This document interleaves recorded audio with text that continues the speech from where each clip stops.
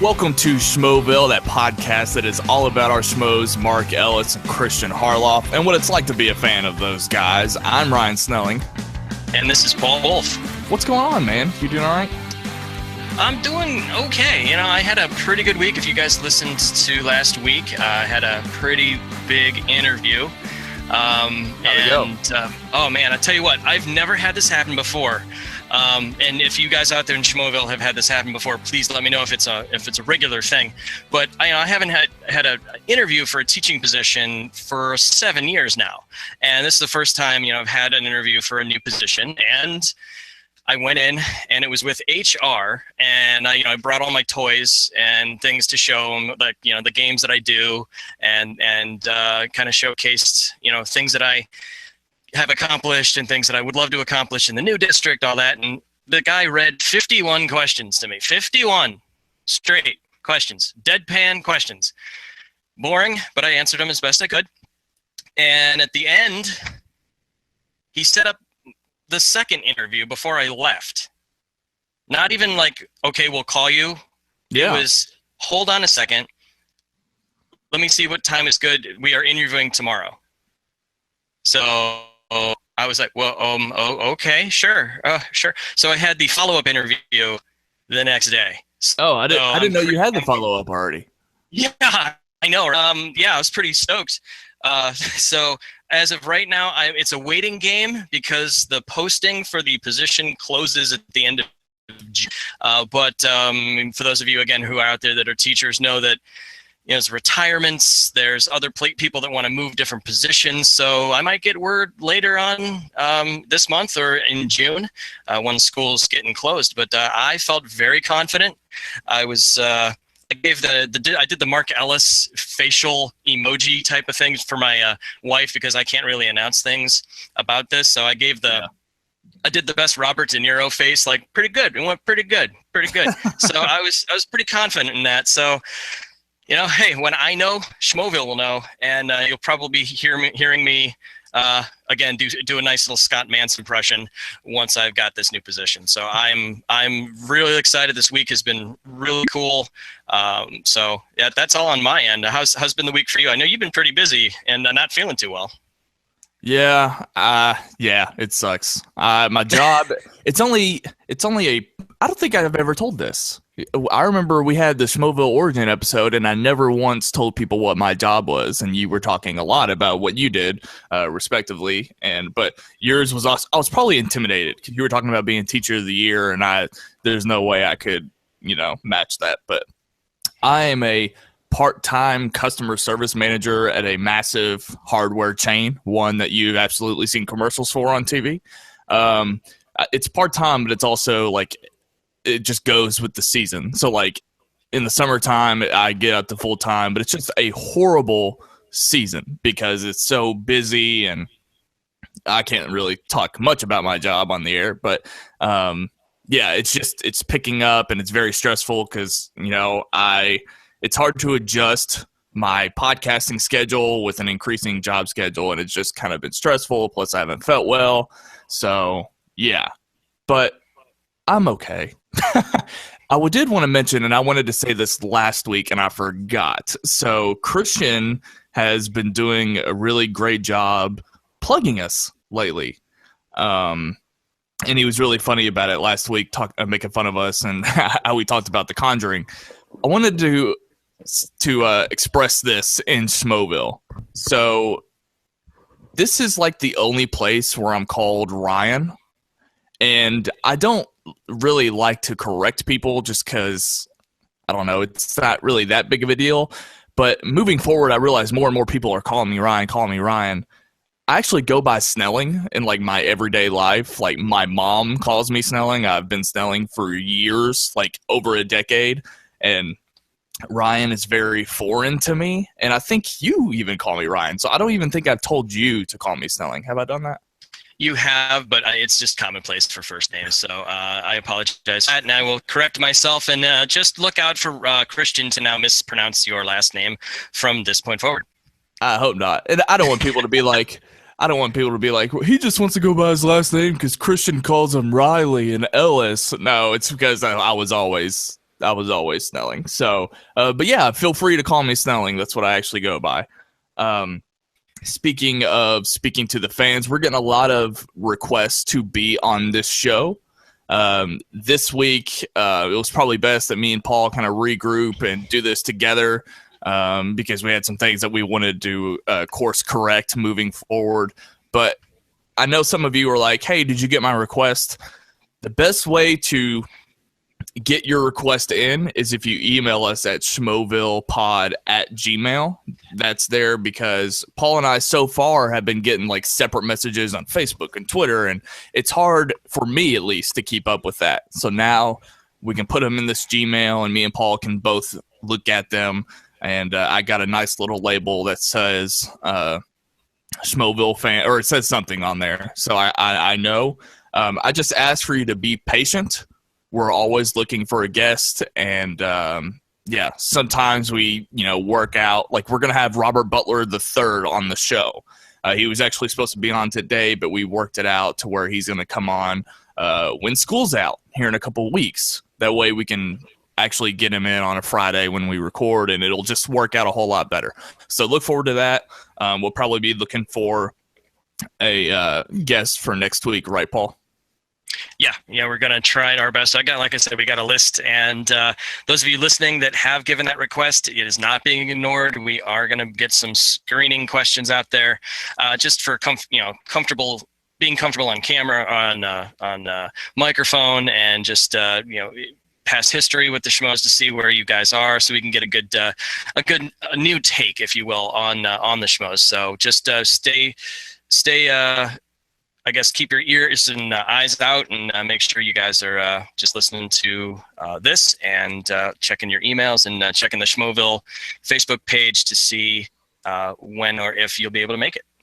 Yep, that's a very, very good point, because we want guests, like, eventually we'll have new people on, but right now we want guests that are experienced Schmoes, because I think me and Paul are working on their backlog and kind of learning more about them too, so that we are better hosts for this show. But yeah, the more experience, the better early on. So that's a great point, and I'm glad that we're doing that for sure. Are you ready to get right into this thing? Let's go for it, man. Let's do it. Okay, let's get into the week in Schmoeville. We need to talk about the Schmoedowns. So last week we had the title match, Riley versus JTE. I can't remember. Who did you pick going into that? We all picked Riley. Everybody. That's right. Okay, that's what I thought. Well, yeah. How do you feel about it now? I mean, it's TKO. I mean, come on. It was he crushed him. There was no chance. He had a good game going in. He was good with the hype. He was good with trying to rattle him a little bit with those little videos him making, and all the little jabs here and there. But in the end, he was by knockout, man. Riley took care of it, and no surprise here.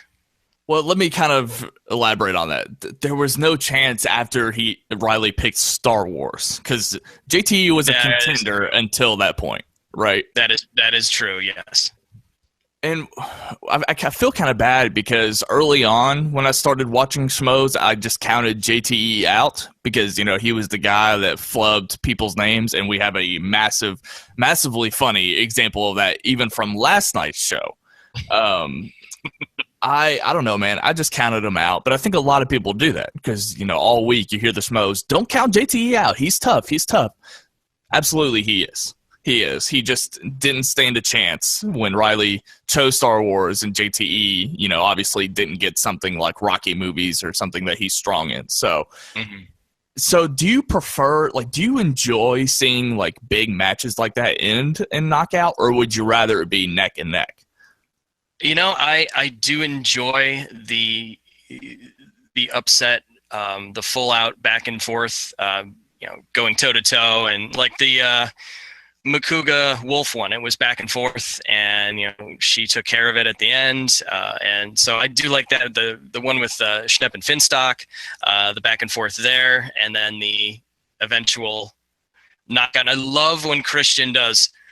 and the winner, like right there, like he pauses. I love when he does that because it's just like, and then everyone either throws stuff, a la Finstock, or cheers when Riley won or whatever. But it's great when he does that, and the knockout was cool because I think that in the new era of the Schmoedown, I think that was the very first one because it is 5 rounds. I think in the other ones it was neck and neck. They got to the last round when the last question hit or the question before it hit, and that's when the winner occurred. So I think that was the very first knockout. And Riley's, I think, pretty well known for the knockout, so his reputation precedes him. I'm pretty sure that's the 3rd knockout now, which is pretty damn impressive considering he's the only person to have any knockouts at all, if I remember that correctly. So not only is he the only person to do that, he's done it thrice. That's pretty damn impressive. Yep. So he gets to shine up that belt one more time for the next opponent coming up soon. So I can't wait for the one coming up here too. So I know we're going to cover that later on. The tag team titles are up for grabs next. So I think that's going to be pretty fun as well. Who is out there right now that can actually take on Riley? Clark. Clark Wolf. Yes, absolutely. Yeah, the way she just like she had that like a pattern of that the thought process just was like she looked down and then answered. Like it was, I think she's going to be the best contender, I think, to fight off Riley. I really do. I didn't really have an answer to that question, but now that you say that, I think that sounds really good. Like it makes a whole lot of sense. I don't know. I'm bound to do that eventually. So yeah, appreciate that. Yeah. Let's talk about this title match going on tonight or later today. We have Team BOB versus Team Schmoes in the tag title match tonight. I'm gonna cover this analysis a little bit in our time capsule later on, but I do want to hear what you're thinking about going into this match. Well, considering the question during the Civil War game when JTE completely flubbed the War Machine roadie question, things aren't looking good because JTE being the stronger of the two, I mean, he's the Billy Gunn of those smoking gun, the WWE reference there. He's the Billy Gunn of that team. Right. He's got to carry his partner. I mean, but...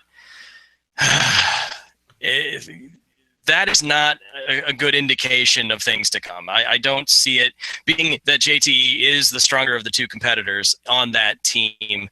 And with the vast knowledge of seeing Christian and hearing Christian and Mark with just rattling off just things here, and, the knowledge that, sometimes I've even forgotten about. I don't see it as a matchup at all. I see another knockout coming soon. Right.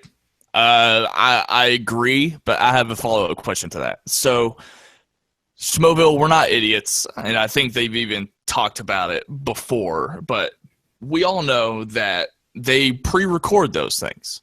So, as of last night, when Christian and JT interacted on the Schmoes Know Show, there's a good chance that they had already recorded the fight, correct? Do you agree?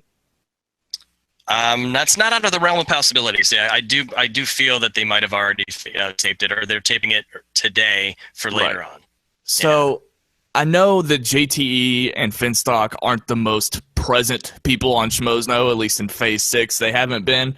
Obviously, Finstock is an enigma, so that was never in question. But who? Basically what I'm saying is it's possible that maybe Christian is like, I know it's trash talk, but Christian was like, yeah, you just cost yourself the match tomorrow or something like that. Is it possible that someone's trash talk could be sort of like translucent, or is that the word I want? Like, is it possible that Christian is saying all this in the back of his head and he doesn't realize that he's actually giving away the ending to the match? Does that make sense? Like subconsciously, like he's accidentally... He's hinting at the winner without really knowing. Right. I honestly didn't. He already knows. I didn't get that feeling. So maybe that's the NyQuil talking for your end of things. I'm not exactly sure. I don't see it as, I know with his background in pro wrestling and with the writing, a lot of places film weeks at a time. I remember going in Canton, early 90s. I went to an event for Monday Night Raw, and they filmed like 3 weeks worth of shows. Like, you got to see heel turns and title changes, and I was on TV for like 3 straight weeks because they filmed so much stuff at the same time, and it was just cost effectively the way that they did it. And so that could be something that he's doing where he knows the winner already. It's already been filmed. He's just, I don't know if throwing shade's the right word, but he's good, putting out a good front of hiding who the winner is, but he already might know who it is because they might have already filmed it. That's speculation, of course, but that's the best interpretation I could give on that certain thing that you had seen. Right. Just where my question came from, it just seemed like Christian was the only one talking shit last night, and it made me think, like, it's funny how they already know the outcome. So do you think subconsciously he's accidentally like giving it away? I don't know. I doubt anyone else is thinking about that, but it was just a random thought I had. So anyway, I don't know if I said it, but yeah, I think Team Schmoes are going to wipe the floor with them, and I'm going to talk more about that in our time capsule segment. So to finish off this week in Collider, John Campea came back to Movie Talk, and unfortunately I wasn't able to see the episode yet. I definitely will watch it very soon. But I know you did, Paul, so I would love to hear how you felt about John's return to Movie Talk. Okay, so it's this situation where I've got an angel on one shoulder and a devil on the other. I see a negative and I saw a positive. Right out the gate, spoiler, okay? It's not a big super spoiler. We're not giving anything away movie-wise, but super spoiler here on Movie Talk. Okay. The topic was the new Iron Man-esque Power Ranger suits, which honestly I kind of like myself, but moving on there. Campea, right off the bat, in Campea style, hates it, but then he pulled back and said, well, it's out of context. It's just a picture. We don't know in the context of things what's going to happen with them or how they came to be or whatever. So in typical Campea fashion, he hated it. And so I was waiting for Christian halfway through the show to say, John, you already hate this. What's your opinion? Because that's how he kind of did towards the end of Campea's run as the main host of the show. He would be like, "So you hate this? What do you think?" Something like that. So I thought that was nice. He pulled back a little bit. I really enjoyed. You can easily see, he's given the reins off to Christian and to Dennis, and so he was just another guest throughout. It was interesting. He's only been gone just a little bit, but he still has a presence there. But yeah. It almost felt nostalgic almost to have almost the whole team back. And they even had a moment where they were kind of like it was John in the middle, and then you could kind of see Christian and Schnepp on either side of him, and they leaned in at the same time, and just like it was a quick little lean in all at the same time. So all 3 of them were in the same picture together. So it's kind of really cool to see like that. And then they did the shit. They also did the shit rats again with the pausing. They both had Schnepp and then Christian. That floors me every time. So keep doing that. That is very funny. But the coolest part of the whole thing was at the end. Now, again, it was, I wouldn't say cool. I'll say like that was the devil and the angel thing I was talking about. Like he interrupted Christian when Christian was going to do his closing. He goes, whoa, yeah, camera on me. Bye-bye. And then Campea ended the show instead. So it was cool that he did that. Like as soon as he did that, I went, oh man, like I got goosebumps because I don't think I'd seen him do that since he had left. Right. But then doing that, it looked like that was an unplanned thing, and Christian got interrupted. So it was one of those. Did he just take the spotlight from him? Did he want to be nostalgic? Was this his only opportunity to do it? Honestly, I'm glad that he did it. That gave me a goosebump kind of a moment that it's been a while since I heard him do that. But that's kind of what I took from it with him on the show. It was, like I said, a good balance as usual from what he used to do prior, but he did pull back a little bit because he's not the main guy in the show anymore. Again, like I said, loved it. That seems to be me rambling now, so you could probably edit this part out. I'm like, how do I end this part of it? So that's kind of how I ended it with that. So that took away from that show. You can cut out the last 4 minutes of me talking. Really. I'm not cutting that out. I agree that Campea, since he's left, has still been a presence. He hasn't been as missed as I had thought, and I love seeing him when he pops up. However, Comic-Con HQ starts, I think, this coming week or next week, whenever you listen to this podcast. It starts next week, so he might be on Heroes less, and he might be on Jedi Council less. And also, he was a guest on Makuga's the Josh Makuga show, and they talked a little about that. And I didn't even realize that Makuga is also working for him over there. Did you know that? I actually did not. That's the first I heard of it. I don't know how that'll play into like TV Talk. I'm sure it won't interrupt anything because TV Talk is Makuga's show. But yeah, and now that I think about it, I think I saw a picture on somebody's Instagram where they were together. Like it was a picture of the Comic-Con HQ crew, and I remember seeing Campea and Makuga together, and it was like, huh, what? So yeah. But by the way, another great episode of the Josh Makuga show, and I was happy to see Campea on that as well. Is there anything else to talk about in this week in Schmoeville before we move into episode 231? Is that what it is? Again, we could maybe touch upon TV Talk just a little bit. Same good episodes. And the one topic I wanted to cover was Sinead was bringing that up. I don't know if I forget it was a question. It was a question from Twitter that stated the theme songs on shows are kind of lacking now. Mm-hmm. And the one that I wanted to add in there is the Big Bang Theory's theme. That's a full theme because Sinead was talking about Friends and all the 80s sitcoms, and Just the 10 of Us, I think, was brought up. And so I wanted to throw that out to Josh to say it was the Big Bang Theory is my favorite theme right now, and it's actually a full-length song. So that's the only thing that I can probably think of, because, again, TV Talk kind of doesn't touch upon shows I really watch. And so I don't have much to say too much on it. I know that you've said that in the past too, where a lot of the times I just kind of zone out or I fast forward through certain things because I'm honestly listening to it more for Sasha's comments than anything else. So just another good show, another nice try for David to bring up vinyl again. So he's trying to toot that horn, but it certainly is not moving too quickly on Sasha's train there. Makuga has been busting my balls on Twitter because I think a couple of times now I've mentioned to him, please just mention Bates Motel. Like they mention the most obscure like Showtime and Starz series that I've never even heard of, and I'm like, dude, Bates Motel is killing it on TV. And he told me before it's not really his thing, but like to not even mention it. I mean, come on. I think what they need to do, and I might have mentioned this before too, and this is again me, one person out of the over 10,000 Schmoevillians. Maybe they need to add a segment of a spotlight with a network or a show like Showtime. Be like Showtime Spotlight.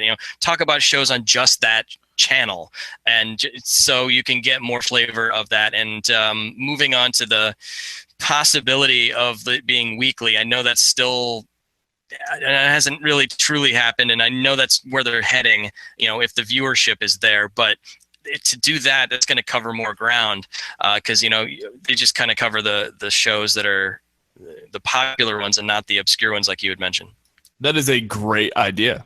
So hopefully somebody over there at TV Talk, there you go. Hopefully somebody over there is listening, because I like that idea a lot, and I would also love it if they turn it into a daily show. So anyway, you want to get right into this now? Last night's Schmoes Know Show? Please, let's do this, because, oh my God, I am still recovering from last night and this morning watching it again. Oh my God.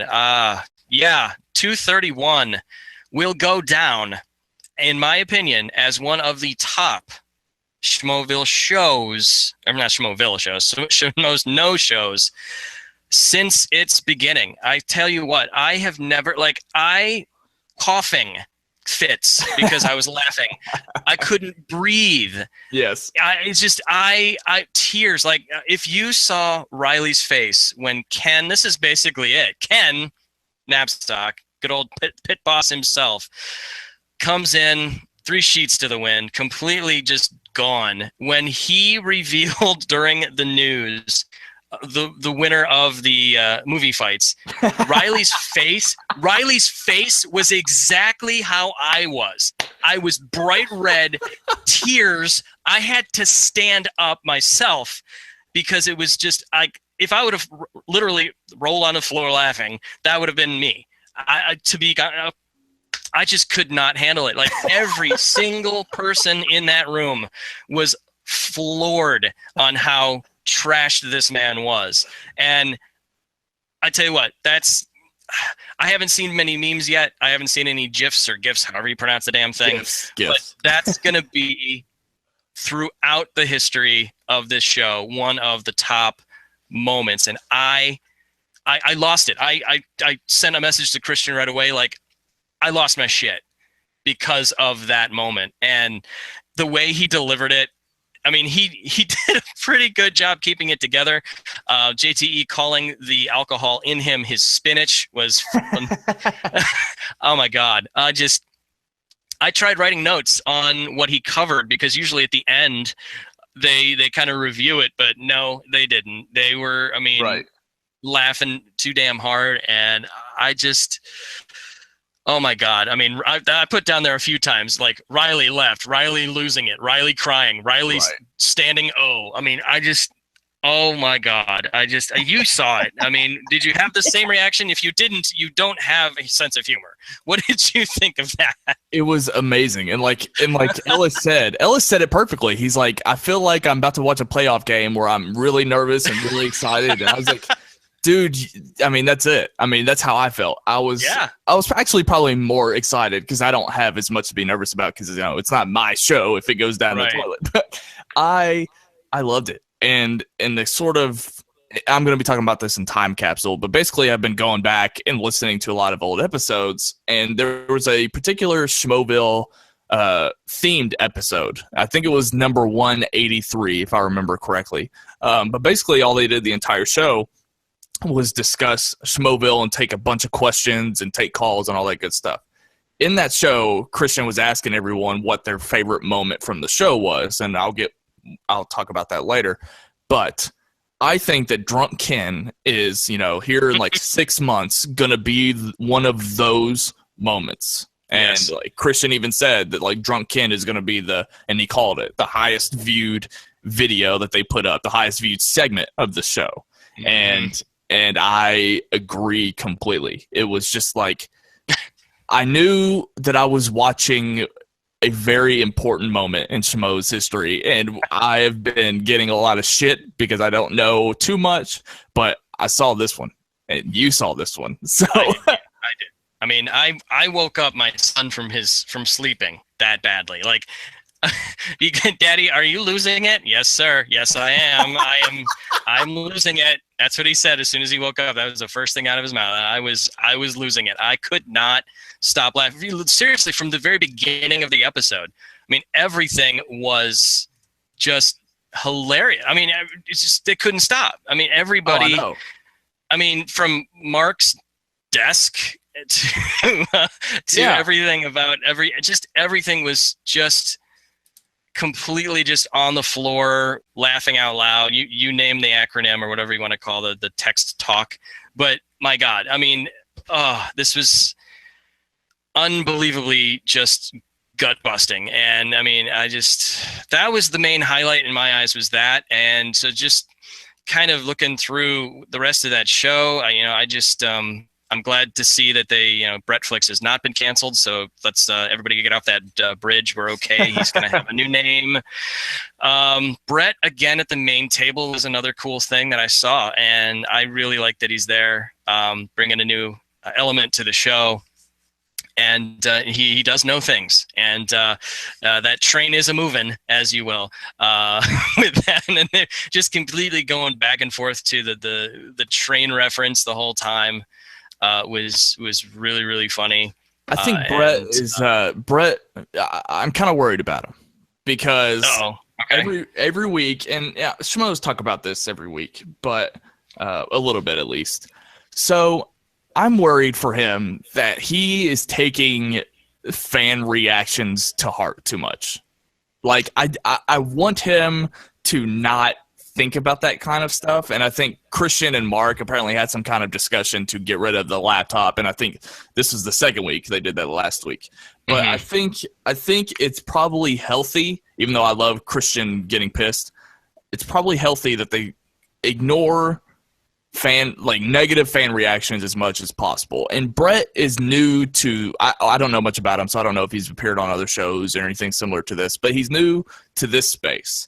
And I hate to see him get bogged down with negativity early on, because I feel like it's just going to put a bad taste in his mouth, and he's not going to want to be a part of this anymore. Like, he just looks like they have fun making fun of it, but I don't know. He's a comedian, so he might be able to kind of brush that stuff off. I'm worried that he is going to, it's going to affect him. Do you get a sense of that? I do, and I starting this podcast with you. I mean, we've had a couple negative things as well, and I actually have to train myself to ignore it and look at the positives versus the negatives. And as you all can see thus far, we've got more positives than negatives, and so you got to really kind of get that mindset where there's more out there that's positive than negative, and so not to really focus too much on it, and he just maybe needs to get a little bit more comfortable with it and just learn to ignore.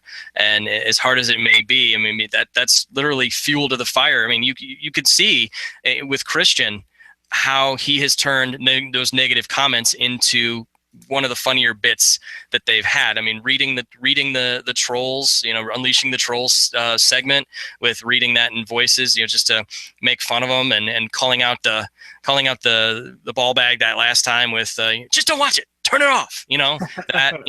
So he needs to kind of look at that and again, teacher talk.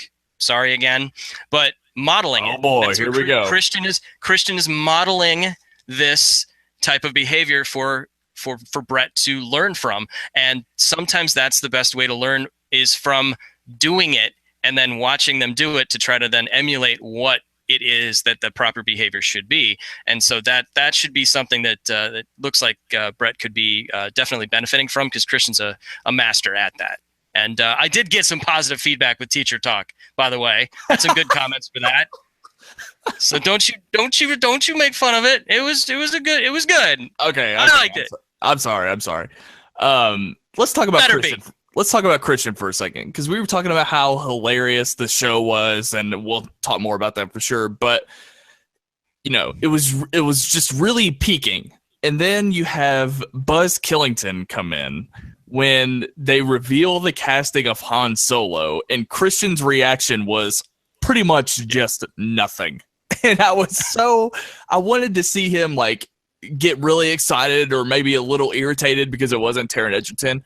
He just had no reaction at all, and he just shrugged his shoulders and was like, yeah, I knew it. I know how to read the press and things like that. I'm like, come on, dude. You've got to be excited or upset or something. He gave us nothing. Come on. Yeah, that was one of those shrug your shoulders, like, I knew that. Like, maybe he's looking for something else, but maybe he needs to get off his high horse there with Harloff Minor and come back to Coruscant and try to get back with the regular people. I don't know what it is, but no, I was one of those, like, oh, all right, like that was it, and everyone's like, wait a minute, hold on a second, that's your reaction? And wait, your reaction was like that? No, that was his reaction. I'm like, oh, that was it. Oh. Wow. Like, I learned that news on the way home from seeing Civil War, and my reaction was greater than the host of Jedi Council. I think Ellis is getting in his head, because I didn't know this, but Ellis had apparently pitched him an idea for Christian to go and tour the country being a spokesperson for Star Wars. And I think Ellis is filling his head with ideas, and he's getting a little too big for his britches. And now he's cool now because he can interview Claudia Gray on Jedi Council. He's cool now, yeah. But I don't know. Even that reaction was like, yeah, you told me the idea. Yeah, I listened to it. Sure. Like, all right, yeah, great. Yeah, thanks. that's it. Thanks, peasant. Yeah.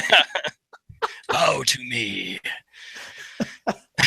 It's like, all right, whatever. Got some ideas. Yeah, we'll listen to it. Yeah, you're a good friend, but that whatever. Okay, moving on. Well, I mean, also, I mean, we're gonna have movie talk coming on as soon as we get done recording this. So hopefully he talks about it on movie talk. So yeah, he most likely will, and I have a feeling he'll give a little bit more insight into what it all means, and go through a little bit more in depth, and maybe not be as intoxicated, because I didn't see what the beverage was of the evening. They had the label turned, so I couldn't see it. So maybe he won't have as much in him as he may have had last night. To then are you blaming the alcohol? How can you not? I didn't get a sense of that at all. I never really see when one of them like is intoxicated. Like I don't ever see it. I think they're really good. You can't really. I mean, it's you can easily see it's present there. But I mean, you don't know what's in the cups that they have on there. I mean, some of them have Starbucks. Some of them have just the foam cups. Some of them blatantly have the beer right there. But you mean we'll see today on Movie Talk again to see what the panel says, and maybe he'll give a little bit more insight. Like I said, to that story. I in fact am looking forward to seeing this guy. What's his name again? I'm sorry, Egerton. I'm sorry, no, Alden Ehrenreich. Okay, Alden Ehrenreich. I didn't see wait, you're talking about the person who got casted? Yeah, I'm looking forward to seeing Alden Ehrenreich. Ehrenreich, that's it. Ehrenreich, yeah. So I didn't see Hail Caesar, so I mean I will. You probably did. I don't need to. Okay. All right. But hearing that he's the best part of it, I kind of like a no name being in there. I actually wouldn't mind. I think there's a few people out there that wouldn't mind that this not be made at all. I'm almost kind of on that. We're talking about movie news. No movie news. I know. Tell me about it later. All right. Or you can come on Film Beef and we can talk about it. How about that? That'll work. So we had Tiffany join the table today. She was back. Woohoo! Happy to have you back, Tiffany. Back from your come on, that was awful. Come on, be more excited. Woohoo! I told you I'm not really feeling well today. But yeah, no Sasha. But we added Tiffany in there, so that equals it out. But yeah, this episode was great because it lost a lot of its structure, I think. Like they took out Cobster's. Well, no, that doesn't count because he's kind of doing it during breaks now. But yeah, he did. There was just kind of less segmenting, and it was just more freeform. And even like I kind of feel like the Civil War preview was like the lesser of every single segment on there, and that's the title of the show. So, do you feel that way?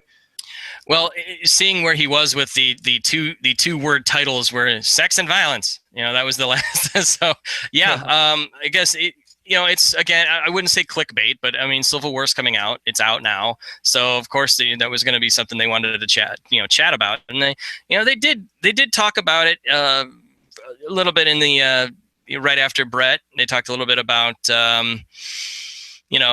they, what movies you should see to kind of get the idea for for Civil War, to try to get yourself prepared for it. Do you need to see the movies beforehand so you're not lost? During that segment, by the way, let me just say, Makuga, nice job. Thanks for raising your hand, but then you lost it when you were texting again. Nice job, everybody. Can't break that habit, huh? Maybe he needs to have a June box. We'll put your phone in the June box, and you'll get it back in June when school's out.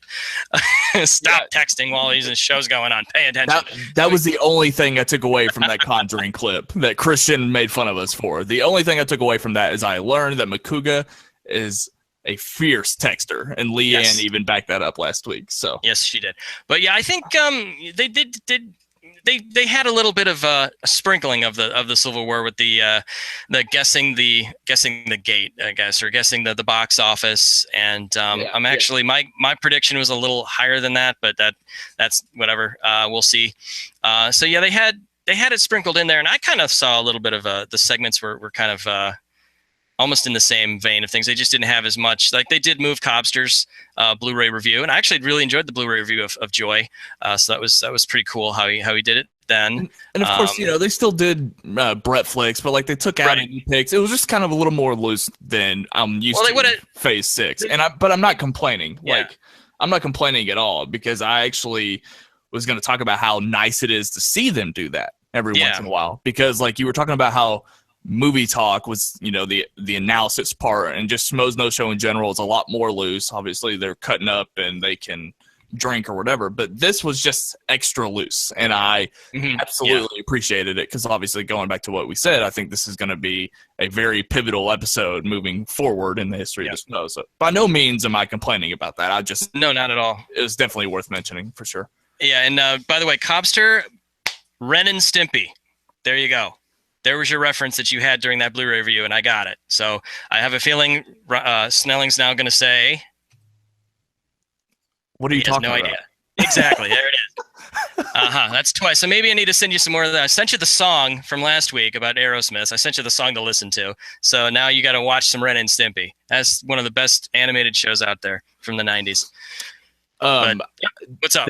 One of their other segments was best third movie in a franchise, and I don't want to talk. I mean, I have my opinions on this, and I don't think. Well, so do I, and Hold on, wait. I want listeners of Schmoeville in the comments on our YouTube. This will be on YouTube. Down below, here's what I want to hear from you. Tell me your best third movie in a franchise, but I want you to also answer this question. A lot of it, I'm looking at the list that you typed up for me, a lot of their answers were like Lord of the Rings and things like that. If you're thinking of original trilogies, you're probably, greatest trilogies, you're thinking of Back to the Future, Indiana Jones. That was the one right there. Sorry. Back to the Future. No one mentioned the third one. Best third movie in the franchise. I like that. I'm addressing Schmoeville. Hold on, Paul. So I want to know from you guys, what trilogy do you think gets better with every movie? Because all of those examples that I named, I don't think follow that criteria. Like, when you talk about Back to the Future, Star Wars, it's all mixed. Like, your favorite, you might think the first one's better than the third one, or, I mean, it's just, I haven't heard anyone nail, like, a trilogy that they think actually gets better with every movie, and I have. Story. Okay, that's fair. I mean, that's fair. I want to know your favorite best third in a movie, but also tell me a trilogy that you think gets better with every movie, because I never ever hear about that, and I feel like that's a massive criteria for best trilogy ever. So let us know in the comment section below on YouTube. Yeah. And I'm not allowed to talk about movies, so I'm just going to move on. Toy Story. Go ahead. Yeah, we kind of talked about the news a little bit. I do want to say again that like he could have completely butchered the news. Like, it was just way funnier. But I am so impressed at how well he actually did doing it, because sometimes he just stumbles, like in general, which is fine. But last night was the night to see him stumble, if any. But he didn't, like, not any more than he usually does. So, and I tell you this, I know that they do the podcast version of the show. This one is not. I mean, yes, go to iTunes, go watch it, go do, give them thumbs up, give them good comments on the podcast. This show is not for a podcast audience. You need to watch facial expressions, Ken's facial expressions, Riley's facial, everybody's. Just, you have to watch it with them live, or the recording of it, because you would get a lot more than just listening to it. I have a feeling that's what I feel. And like he said with the YouTube thing, with that segment on the podcast channel, it's going to be one of the higher rated ones right now, and you guys need to go see it rather than listen to it. That's just for me. Yeah, 100%. I agree with that. So, moving forward today, let's talk about Josh's game, Makuga's game, the Civil War thing. I really liked it, and I actually wish, my only complaint is I wish that Makuga was actually playing the game, because I've touched on the fact that he's kind of a bookworm. Like, if you listen to him talk, he talks about all these books that he reads, and I think Makuga is like really smart. So I would have loved to hear him actually play this game. But anyway, what did you think about it? Yeah, I don't think he practices what he preaches. That phrase that he does at the end of TV talk, he's like, "Put down that book, take up the remote." You know, I see he does read. Good. I mean, that's great to see. I mean, maybe you could teach Mark a few things about reading. You never know. But I thoroughly enjoyed it. The combination of Civil War with the actual real life one, North and South, and the Marvel, cinematic universe. That completely cool. Like I enjoyed everything about it. I was intrigued because, again, a big fan of the movies, and of course being a teacher and history being one of my concentrations, I was right along with them. And I loved the draft idea. That was really cool. I don't, again, as a teacher, teacher talk, sorry, I'm not a fan of the whole kickball thing, and I think Tiffany pointed that out. Maybe next time do like a out of a hat, and like if you get an A or a B, that's your team and you don't have a choice. It's just it to me, like, even now, sometimes I think of when I was in that situation, and and it's like, it's not a bully situation, but it's still a negative part of my life that I still don't like, is the being picked last or being made fun of for that, or this and this and that. So maybe doing a blind team would be better. I know that they're adults. I know that they're older. They probably can handle it, but something to just tweak it a little bit more so it's not in that situation. Because, if it wasn't a problem, Tiffany wouldn't have said anything.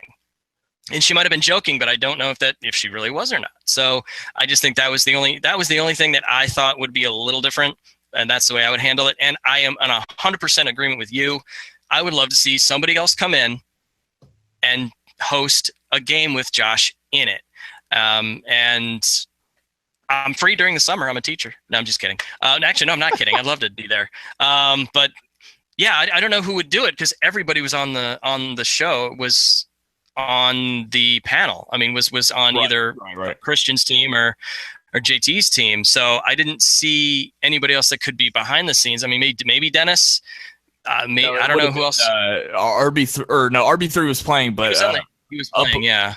Upham was sitting out. Yeah, okay, there we go. So maybe if he's comfortable doing it, he could do it, or another one of the Schmoes could do it, and they can sit out and be the host and go from there, or maybe pull somebody from Collider, bring in Sinead, or maybe Ashley to do it, or Natasha, and have them, have Josh be involved in it, because that's kind of the same thing with when I make my games for my school. Is I'm always the one in charge of it. I can't play along and with the kids, so it's one of those, like, I kind of lose out a little bit, and that's kind of, I would love to see Josh do that as well. This is where JTE had the slip up for Howard Stark. Slip up. So not only is the news going to go down in history, this will be referenced for a long ass time. And JTE just disregarded the question. Like, if he had just listened to the question, I don't know, maybe the fact that Howard was thrown out, maybe it just got him thinking about Terrence Howard or whatever, because the question was, who has played Howard Stark in the MCU? So I guess he heard Howard and maybe just instantly thought of Terrence Howard and named Rhodey.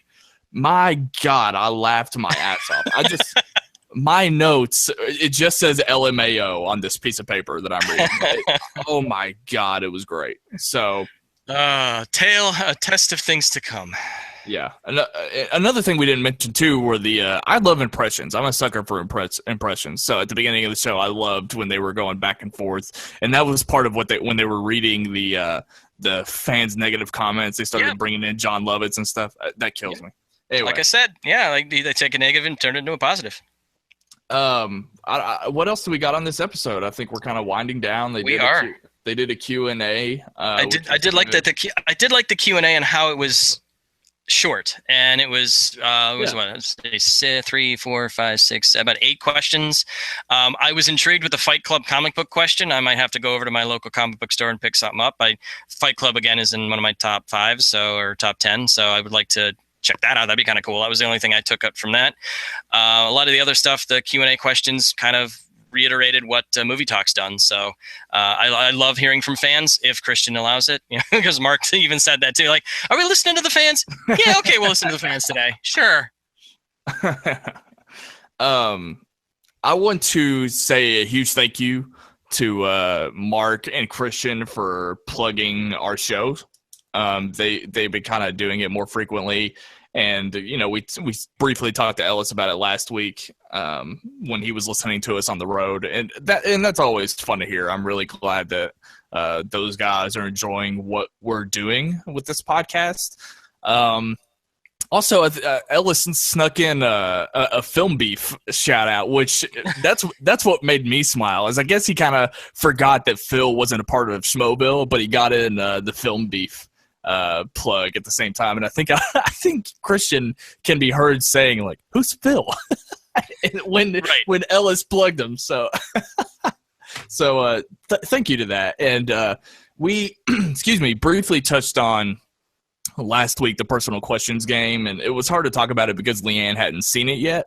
Right. But to again speak to my appreciation to them is that really helps our podcast when they bring in those other segments for the SK podcast channel. Like I think me and Christian talked about how like just from having that extra segment on there alone got 3,000 new subscribers to that channel. And so things like that they're doing to help this podcast and help the viewership of it, I just really appreciate it. And I'll let you speak on this, but I just want to say to all of the Schmoes, I look forward to our future together. What do you have anything you want to say on that? Yeah, with that personal questions game, with the game that I had put together for a little bit of the hype to try to get more people to watch, and Christian said that too, is you always try something out first and adjust it after that, and the whole releasing the questions, not releasing the questions.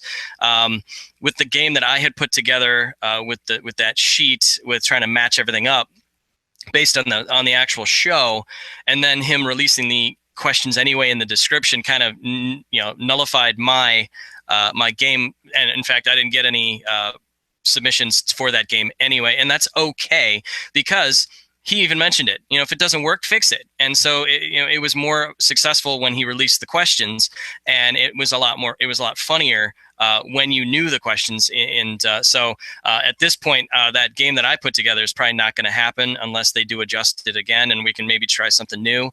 But that was the only thing I took away from it is, if something's not working, tweak it, fix it, and it worked out. And like you said, the viewership on that extra 20 to 30 minutes that they released on the podcast channel is pretty. It was high up there with the viewership. So so that part of that is going to be kind of done for now. I'll have more ideas for more games on my end later on. So that's all I got. All right. Well, I think we're ready to move in a time capsule and wrap this up. Is that what you're thinking? That's where I see the notes are deleting as I see it. So yeah, time capsule's up next.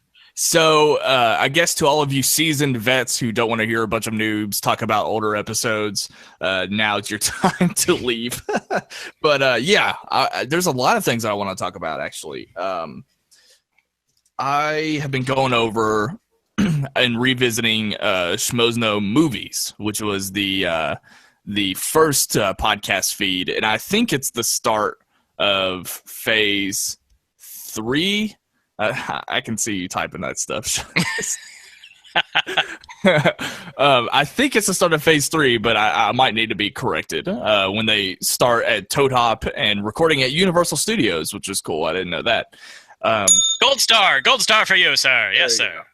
Move on. So I started listening to and binging those podcasts, and you mentioned earlier how, I think certain phases were good for the podcast, and that's what's so great about seeing the evolution of the show is because now, like, I don't want to miss Schmoes Know Show on YouTube, but just because it's easier to binge on my podcast app and just my feel for it so far, what I'm listening to now is probably more fitting for Audible podcast.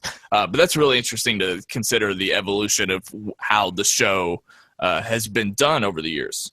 But yeah, I binged like 6 episodes and also got in a random episode. I believe it's number 183, and I'm going to need to be corrected on that. But it was I think that's phase 5. It was an all Schmoeville episode. And basically what they did was take a ton of questions from Schmoeville, whether it be Twitter, Facebook, email, call-ins, whatever. And in that show, Christian asked everyone on the crew what their favorite moments were. And I think several people, including RB3 last night, brought up the trial of JTE. And this is something that we've probably heard. Did you, not last night, but have you in general, do you know what the trial of JTE is? It's on my watched later list. When you sent that over to me last night, I had not gotten a chance this morning to take a look at it, to be honest with you. Well, that's okay, because I missed Campea hosting Movie Talk, so we do the best we can. But no, so the trial of JTE was something I had heard about for a while, and then hearing that it was like one of the more popular segments, that was what I wanted to do with Time Capsule this week. So it was great, and I've spoken before on how I love sort of the produced moments of the show.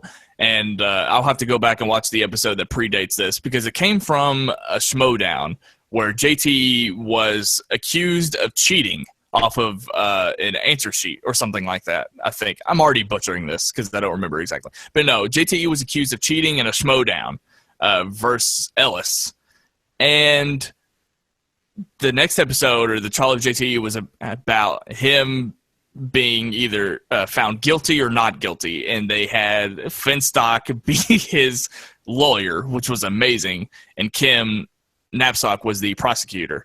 I'm trying not to butcher this, but look, I loved it because it was, again, one of those more produced moments, and it sounds like something that like me and my friends would do. Oh, by the way, we didn't mention Finstock being in that Drake video, because what Ellis did with that was also something. It sounded like something me and my friends would do, separate texting to see if they're lying or whatever. But yeah, that was hilarious. So yeah, it was just a really fun episode to watch because they're all cutting up and being hilarious, much like last night's how Rudnick got in there and he was being some kind of robot or whatever. I don't know. It was just really, really hilarious because obviously they were just having a ton of fun, but I think JTE was miserable. And that was the best part about it, was that he did not want to be there at all. And yeah, it was great. Did you know any of that at all? No, again, I did not. I'm like looking through right now. I have the trial of JTE set up for me to watch right after this. And I'm looking forward to seeing it because, again, yeah, I think, isn't this the one where Finstock says this is trial and error, and he's on trial and it's an error? Yeah. Okay. Yeah, so you've heard of it. Yeah, I have heard of it. Yeah. Yeah. It's one of those myths that I need to actually look and see, is it real? It's like the whole Luke Skywalker thing. I thought he was just a myth. Well, I thought, there it is. Okay. So whatever Finstock finally said is actually true. I can actually see that. Yeah, maybe Finstock is one of those where he has to win me over like Sasha did. But at this point, Tom, no. Oh my God, are you kidding me? I fucking love Finstock. Oh my. I don't. He's got to win me over. But Sasha did so far. He's not at all. Has not won me over yet. And nothing's clicked with me. I don't know if it's the humor. I don't know what I don't know what it is yet. Maybe I just gotta maybe look at some more stuff on the guy, but I don't know. This came from episode 164. That's where you can find the trial of JTE. Yep. And in the same episode, in a Schmoedown, Harloff went up against Finstock, which is half of what the tag title match is going to be today. So that's why this was also a great episode to watch, because I wanted to get a taste of what to expect today in the Ultimate Schmoedown, or the Movie Trivia Schmoedown. And Harloff killed it. And I think Finstock is even quoted in the video as saying that, like, yeah, I'm really stupid, or I'm really dumb, or something along those lines, which is funny because it was like last week when he was just saying on Collider, I think people think I'm dumb. Or on Schmoes. I think people think I'm dumb, and they're counting me out for this Schmoedown. Well, he said it himself that he was stupid when he went up against Christian in this thing. So, but that was really fun to watch, and of course Christian won. So that's a huge indicator as to why I think Team Schmoes is going to win the Schmoedown today. But yeah, the time capsule was really easy because it all just kind of fell together. And also going back, mentioning the Toad Hop episodes that I've been watching, right now it's parallel to the time when they were going to see the Avengers for the first time. So it's been really fun to go back and listen to how they felt going into the film. And I listened to the couple episodes going into it. And now I think the last one I listened to was the one after it, reacting to it. So that's been a lot of fun because obviously that parallels Civil War and everything that's going on with that right now. Time Capsule was really easy. Everything just fell together and it was very relevant to what's going on. Another thing I took away from these episodes, and you might enjoy this, is that they play this movie clip game where they play movie clips and they try to, whether it be Ellis or whoever their guest is at the time, guess what the movie is from. And I would love to see that done again. But here's something else, is that on Toad Hop, I don't know what Toad Hop is really. I don't know if it's like an actual like radio station or something, because they play like full songs of like Aerosmith and but you can't do that on a podcast. And Schmoes, I've noticed that Schmoes have been doing that, or they have done it in the past. So I'm wondering how they got away with playing full songs and movie clips, basically copyrighted content on their show, because that's against the law. I'm not going to report you. I don't care, but I'm just saying. I'm just curious how they got away with that. I'm curious what the deal was over at Toad Hop. But anyway, that's something that was really cool. Was the movie clip show. I really think I'd be amazing at that, and I was screaming at you, Ellis, when they were playing the end of The Departed, and he had no clue. So.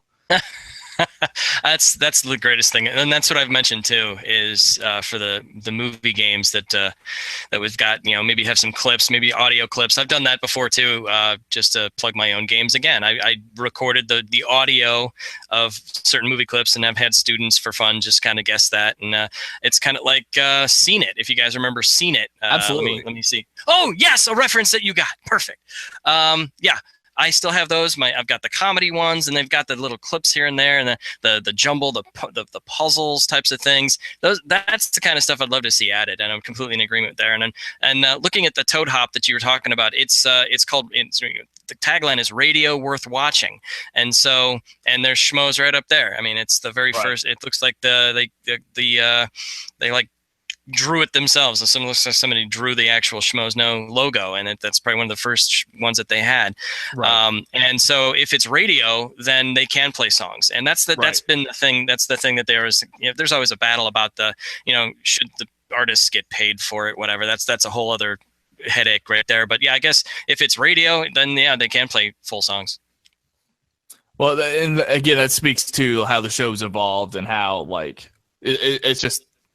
It's fun to go back and experience what it was, especially for them too, because I'm sure they're a lot more fond of those memories than I am, of course, because I'm new to it. But I'm having a great time going back and listening to all those episodes. I'm really excited to get to the point to where we're introducing the people that I actually know. I know Ethan Irwin had been on, and Stuckman and Jeremy Johns have called in on the episodes that I've heard. But I can't wait to start morphing into what I know now. Whether it be, I don't know what order it is, but when I start seeing Tiffany Smith and when I start seeing Alicia Malone, and just I can't wait to see that transition. Harloff, I'm doing my homework. Don't worry. That's all I've got for Time Capsule, and I think we should just do announcements and plugs. And I think I actually sprinkled all of the announcements in the rest of the episode. I wanted to talk about having Robert Butler III on, which will happen in a couple of weeks. We talked about fans emailing us at schmoevillepod@gmail.com to get your inquiry in. Can you think of anything else? No, you really did. Just to kind of put it all together. You got it all in there. Again, watch the tag match tonight for the Schmoedown. I think that's the other one. And Civil War, man. That's it. That's pretty much it on our end. Yeah, everyone remember that what's at stake here. If they lose, if Schmoes lose, I blocked that because I know that there's no shot. But yeah, go ahead. Yeah, that's how I felt about it. I wasn't actually ever really considering it because I knew that it just wouldn't happen. So if that happens, it'll be Finstock posting with Miri, right?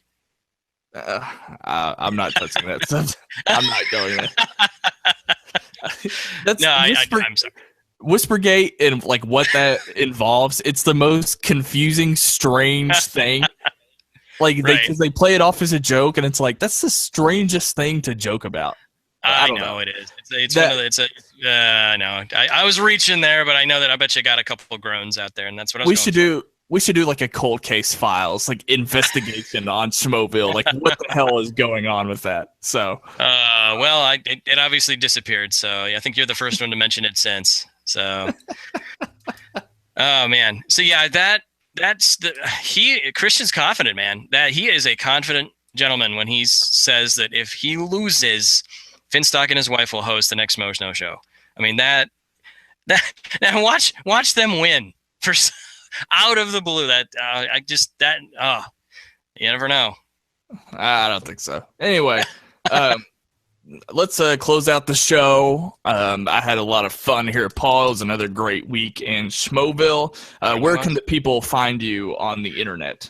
On the internet, you can find me on Twitter at the Mr. Wolf. That's TheMrWullff. And I'm on Facebook too. I have a teacher page, but I see a lot of people are visiting it from Schmoeville. It's just for students, but you can take a look at what I've done with certain games, certain videos that I've done on Facebook, and certain videos I've done on YouTube as well for math. But other than that, just the Twitter handle is where you'd normally find me. And I'll obviously be around. Awesome. You can find me on Twitter at FilmBeefSnell, and you can find me on the Film Beef Podcast. If you haven't found a Game of Thrones recap yet, which you probably have because I think Schmoes and Collider are doing it, Film Beef is doing it now, and last weekend we had John Roca on. So definitely come check that out. He came on to recap the first 2 episodes, and I think he's also coming on to review Civil War with us this weekend. Wow. So are you guys going to have a raging throner? Probably. Well, okay. I don't watch the show. You have to ask Phil. Yeah, I don't either. Okay. Well, you have to ask Phil because I don't get throners. Yeah, thanks for that. Thanks for that, by the way. Trying to get me on the show to listen. I'm like, no, I don't. I have 3 kids. I don't listen. I don't watch your show. Definitely check that out. If you're excited about Civil War reviews and everything, Roca is joining us. Roca has been pimping himself out to Film Beef lately, so a huge shout out to him. That's someone we don't get to talk about as much here on the podcast, but thank you to that, or thank you for that rather, and I think that's it. We love you, Schmoeville.